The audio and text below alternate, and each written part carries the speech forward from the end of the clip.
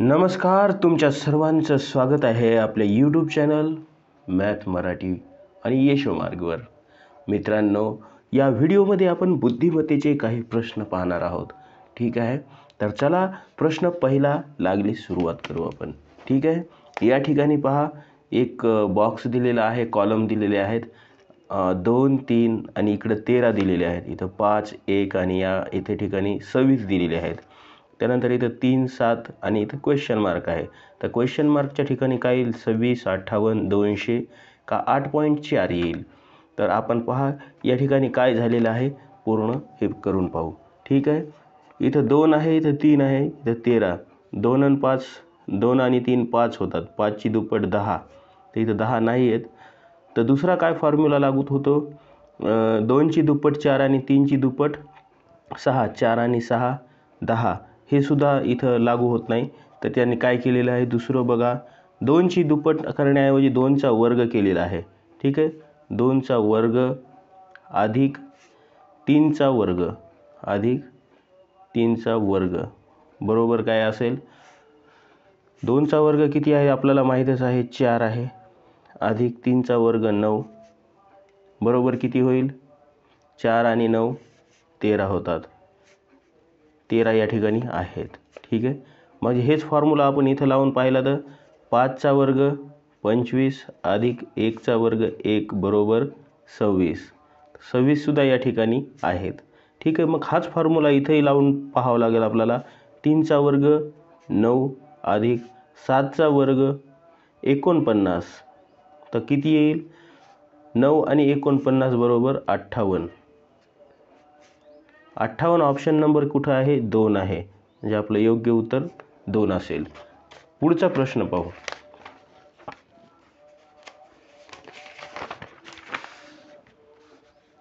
या ठिकाणी पहा 0, 3 आणि या ठिकाणी 27 आहेत. त्यानंतर या ठिकाणी 1, 2 आणि इथे 7 आहेत. त्यानंतर इथं 3, 5 आणि या ठिकाणी काय येईल? ठीक आहे, 0, 3, 2, 2 असं केलेलं आहे, पण यांचा काही संबंध नाही, फक्त या दोघांचा संबंध याच्याशी आहे. ठीक आहे, त्यांनी काय केलेलं आहे पहा, इथं 27 काय दिसत आहे? 27 ही घनसंख्या दिसत आहे या 3ची. ठीक आहे, म्हणजे काय केलेलं असेल? 0 आणि 3 मध्ये काहीतरी संबंध आहे. ठीक आहे, याचा घन केला तर काय येईल? शून्याचा घन अधिक 3चा घन बरोबर शून्याचा घन 0 अधिक 3चा घन 3. ओके, 3चा घन 27. याचं काय येईल? 27. या ठिकाणी 27 आहेत. मग हाच इथं लागू होतो का पाहू आपण. 1चा घन किती? 1 आणि 2चा घन 4. ठीक आहे, म्हणजेच 2चा घन 4 नाही, सॉरी 8 होईल. तर मग इथं 1चा घन 1 अधिक 2चा घन किती होईल? 8 होईल. ठीक आहे, 8. तर मग इथं किती येतील? 9 येतील बेरीज केली तर. पण 9 आहेत का इथं? नाही. पण दुसरं जर करून पाहिलं आपण, 1चा घन वजा 2चा घन बरोबर 1 वजा 8 बरोबर 8 मधून 1 गेले तर 7 राहतात. ठीक आहे, म्हणजे त्यांनी आधी ही संख्येचा केला आणि नंतर या संख्येचा केला असं केलेलं आहे. ठीक आहे, मग आपल्याला यालाही ते लागू होते का पाहायचं. मग 5 घ्यायचे, 5चा घन वजा 3चा घन. 3चा घन किती असतो? 27. इथं लिहून टाकू आपण आधी 3चा घन. ठीक आहे, त्यानंतर 125. 5चा घन 125 वजा 3चा घन 27. ठीक आहे, 15 मधून 8 गेले तर किती राहतात? 15 मधून 7 गेले तर 8 राहतात. आणि त्यानंतर इथे किती उरले? 11. 11 मधून 2 गेले तर 9. किती असतील?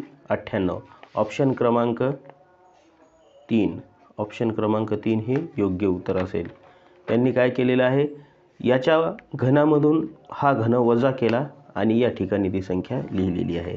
तसंच मग याच्या घनामधून याचा घन वजा केला तेव्हा ही संख्या मिळालेली आहे.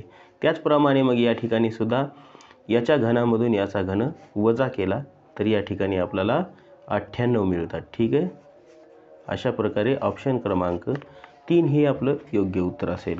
पुढचा प्रश्न पाहू.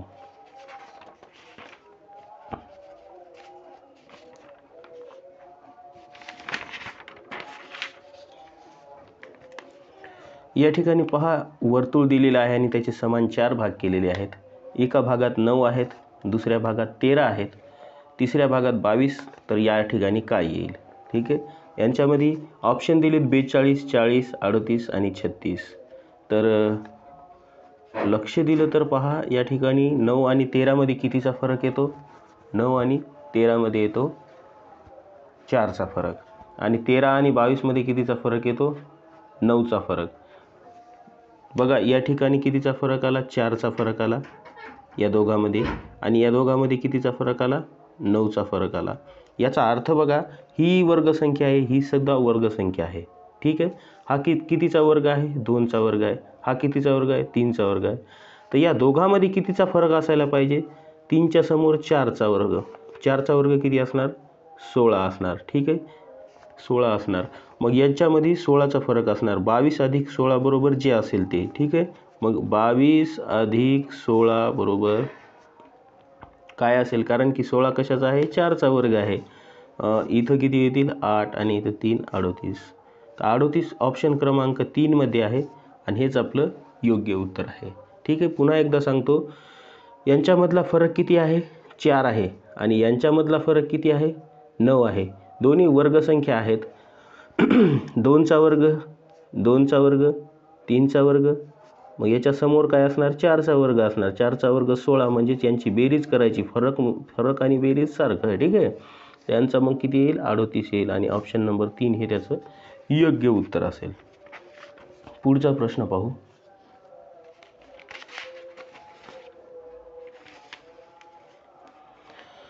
या ठिकाणी पहा, वर्तुळामध्ये चौरस आहे. चौरसाचे कर्ण काढून इथं 4 भाग केलेले आहेत, त्रिकोण. मधल्या भागी बघा लिहिलेलं आहे 1, 2, 3, 4. एकदम क्रमिक संख्या लिहिल्या, त्यामुळं काही एवढं त्याच्यात काही असणार नाही. पण ह्या ज्या इथं 13, इथं 5, इथं 8 आणि या ठिकाणी काय असेल असं आपल्याला विचारलेलं आहे. तेव्हा मग आपण सांगत असताना, पाहत असताना काय करायचं आहे? ठीक आहे, ऑप्शनमध्ये आहे 10, 11, 12 आणि 13. तर पाहू लागलीच 13 आणि 5, त्यानंतर 5 आणि 8. तर बघा, 2 आणि 5ची बेरीज किती होती? 2 अधिक 5 बरोबर 7 होती. पण इथं किती आहेत? 8 आहेत. या दोघांचा इथं काही संबंध नाही. म्हणजे 5 आणि 3 किती? 5 अधिक 3 बरोबर 8 होतात. 8 मिळाले. म्हणजे याच्या समोरचा त्रिकोण सोडून समोरचा त्रिकोण घेतलेला आहे, यांची बेरीज केली. मग समोरच्या याच्यामध्ये काय मिळू शकते आपल्याला? या ठिकाणी 8, 3 सोबत बेरीज न करता 8 आणि 4ची बेरीज करू आपण. 8 अधिक 4 बरोबर 12. म्हणजे या ठिकाणी किती यायला पाहिजे? 12 यायला पाहिजे. ऑप्शन क्रमांक 3, ऑप्शन क्रमांक 3 हे आपलं योग्य उत्तर असेल. ठीक आहे, कारण की 5 आणि 3ची बेरीज 8 आहे, 8 आणि 4ची बेरीज 12 आहे, 12 अधिक 1ची बेरीज 13 आहे. बरोबर आहे, कारण याच्यासोबत बेरीज नाही केली, याच्यासोबत बेरीज केली आणि समोर लिहिलेलं आहे. ठीक आहे, अशा प्रकारे आपलं 3 क्रमांकाचा ऑप्शन योग्य उत्तर असेल. ठीक आहे, पुढचा प्रश्न पाहू आपण. प्रश्न क्रमांक 5. या ठिकाणी पहा, 7 आहेत, 16 आहेत, 34 आहेत, क्वेश्चन मार्क आहे आणि या ठिकाणी 42, 142, 286. हे कसं वाढत गेलेलं आहे बघा. 7 आणि 16मध्ये काय संबंध आहे? 7ची जर दुप्पट केली म्हणजे 7 गुणिले 2 केलं तर काय मिळतील आपल्याला? 14 मिळतील. ठीक आहे, पण इथं 14 नाही, इथं 16 आहेत. ठीक आहे, आपण पुढच्या बारीला पुन्हा काय करू? इथं 16 गुणिले 2 केलं तर काय मिळतील आपल्याला? 32 मिळतील. या ठिकाणी 16 आहेत, या ठिकाणी 34 आहेत. म्हणजेच याच्यामध्ये आपल्याला 2 मिक्स केलेले दिसायलेत, ॲड केलेले दिसत आहेत. म्हणजेच इथं झाले 16, याच्यात 2 ॲड करू, इथं मिळाले आपल्याला 34. याचा अर्थ दुप्पट करून 2 त्यामध्ये एक्स्ट्रा ॲड केलेले आहेत. ठीक आहे, तर आपण असंच करत जाऊ. मग इथं काय होईल? 34 गुणिले 2 बरोबर किती येतील? 42, 8 बेत्रिक 6 68 अधिक 2 बरोबर 70. ऑप्शन क्रमांक आहे का 70 आपल्याकडे आहे. 3 क्रमांकाचं जे ऑप्शन आहे या ठिकाणी आणि हेच आपलं काय असणार आहे योग्य उत्तर असणार आहे. मग हे बरोबर आहे का पाहण्यासाठी आपल्याला इथं जर 70 येत असतील, ठीक आहे, याच्यात 70 येत असतील तर आपण करून पाहू. 70 गुणिले 2 बरोबर 140 अधिक 2 बरोबर 142. समोर 142 आहेत. याचा अर्थ काय झाला, आपलं योग्य उत्तर आहे, आपलं उत्तर योग्य आहे. ठीक आहे, ऑप्शन क्रमांक 3 हे त्याचं योग्य उत्तर असेल. पुढचा प्रश्न पाहू आपण. या ठिकाणी पहा 7 5 आणि या त्रिकोण दिलेला आहे त्याच्यात 6 आहेत. या ठिकाणी 5 21 आणि येथे 13 दिलेले आहेत. त्यानंतर इथं 21 7 तर क्वेश्चन मार्क आहे, याच्यामध्ये काय असेल असा प्रश्न आपल्याला विचारलेला आहे. तर ऑप्शनमध्ये 4 8 20 आणि 14 दिलेला आहे. तर चला हे एकदम सोपं आहे. याला कसं केलेलं आहे पहा.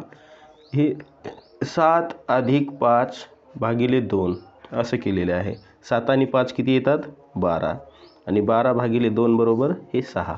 बे एक बे बेसखम 12 म्हणजेच किती आलं 6. या ठिकाणी 6 दिलेला आहे. त्यानंतर पुन्हा 5 अधिक 21 5 अधिक 21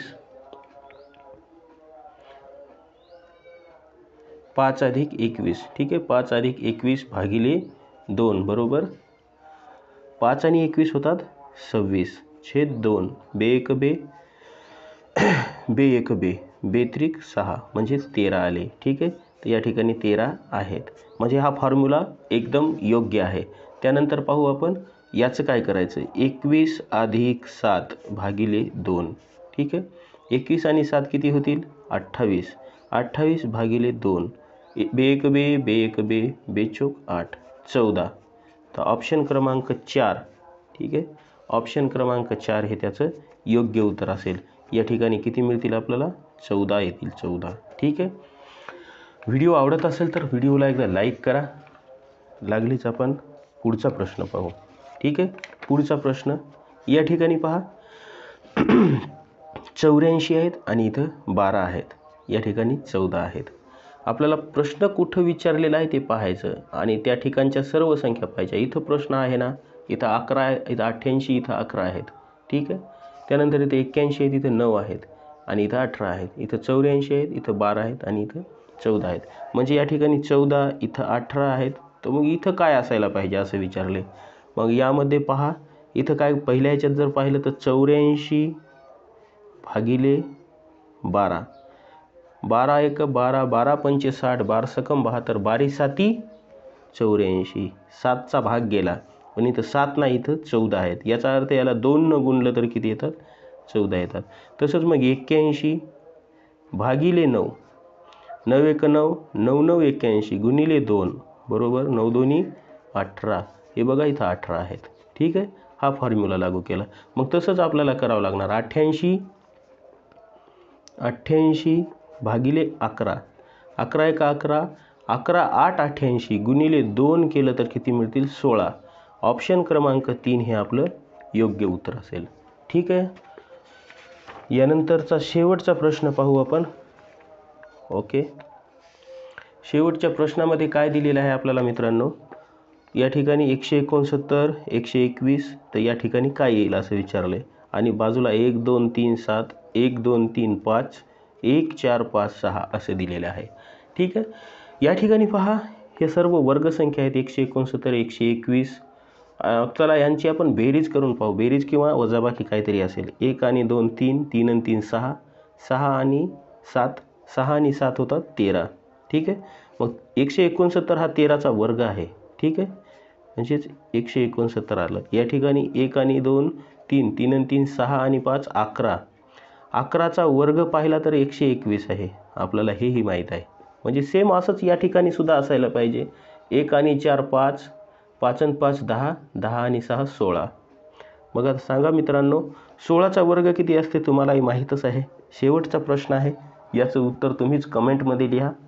ठीक आहे, व्हिडिओ आवडला असेल तर यापैकी कोणतं जे ऑप्शन आहे कमेंटमध्ये लिहा. ठीक आहे, तुम्हाला व्हिडिओ आवडला असेल तर एकदा लाईक करा आणि आपल्या चॅनलला सबस्क्राईब करा. ठीक आहे, सबस्क्राईब करा जेणेकरून तुम्हाला समोरचे व्हिडिओ तुम्हाला सर्व पाहायला मिळतील. ठीक आहे, भेटू पुढच्या व्हिडिओमध्ये.